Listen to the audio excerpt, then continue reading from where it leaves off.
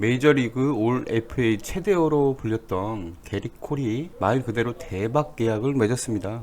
상상을 초월하는 수준의 계약을 맺었죠. 양키스와 9년 3억 2,400만 불, 하나로 거의 한 3,869억이나 되는 엄청난 금액으로 계약을 맺었습니다. 9년이면 38살까지 선수 생활을 한다는 조건 하에 맺어진 계약인데 그 나이까지 왕성한 투구를 보여줄 가능성은 적죠. 계약 기간은 선수 측에서 원했던 거고 양키스 입장에서는 콜을 무조건 잡아야 되겠다는 생각에서 그 조건을 받아들인 걸로 보이지요. 콜의 이번 계약을 통해서 ML의 모든 기록들은 새롭게 작성이 되었습니다. 물론 최장기 계약 기간은 아니지만 금액으로는 모든 기록을 깼죠. 콜이 엄청난 기록으로 계약을 경신하면서 류현진에 대한 관심도 높아지게 되었죠. 초기 콜은 자신이 태어났던 서부지구 LA 다저스나 에인절스 둘 중에 한 팀으로 갈 것이라는 예상이 컸습니다.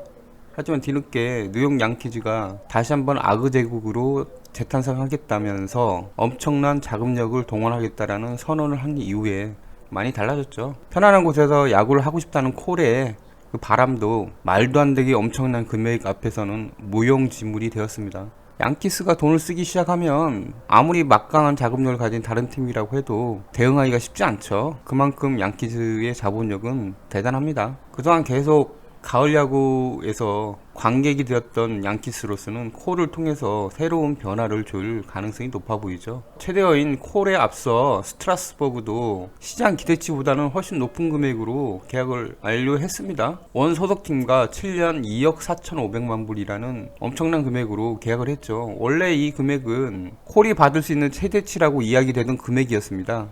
하지만 스트라스버그보다 더 높이 평가받고 있는 콜이 이 금액으로 계약을 할 가능성은 없었죠. 그런 점에서 얼마나 높은 금액을 받을까가 관건이었는데 일부 예상처럼 3억 불 이상의 금액을 찍게 되었습니다. 과연 류현진은 어디로 갈까? 언론에서는 3년 6천만 불 정도가 이야기되어 왔었습니다. 하지만 현재 상황에서는 1억 불 이상의 금액이 나올 가능성이 높아 보이죠.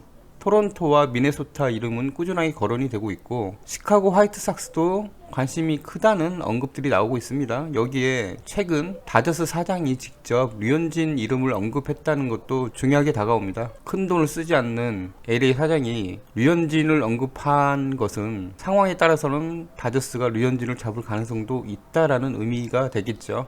FA가 본격적으로 시작되기 전 LA 에인절스는 엄청난 금액을 들여서 막강한 팀으로 재건하겠다라는 공언도 했습니다. 하지만 현재까지는 그런 움직임이 보이지 않고 있습니다. 그런 점에서 혹시 류현진에게 베팅을 하는 게 아닌가라는 추측들도 나오기 시작했죠. 현재 보라스 사단 선수들이 시장 가치보다 월등하게 높은 금액으로 계약을 하고 있다라는 사실은 류현진에게도 반가운 소식입니다. 류현진이 1억 불 이상의 잭팟을 터트리지 못할 이유가 없기 때문이죠. 콜이나 스트라스버그가 9년이나 7년 동안 현재의 가치를 유지할 수 있을까요? 절대 아닐 겁니다. 하향세를 그릴 수밖에 없죠. 그나마 류현진은 구속보다는 기교로서 상대를 제압하는 형태의 투수를 하는 점에서 오랜 시간 투구를 할 수 있는 장점이 있습니다. 잔부상이 좀 있었지만 그 잔부상은 이제 과거의 일이 되었고 지난 시즌 보여준 사이영급 류현진의 투구력을 보면 탐이 날 수밖에 없죠. 문제는 계약 기간이 될 텐데 3년에서 5년 사이 이야기들이 나오고 있습니다. 3년이라면 절대 1억 불을 넘기긴 힘들죠. 한 해 3,000불 이상인데 그러면은 그렇게 되면 콜보다 더 높은 금액을 받게 된다는 의미가 되죠. 그런 점에서 류현진이 1억 불 이상을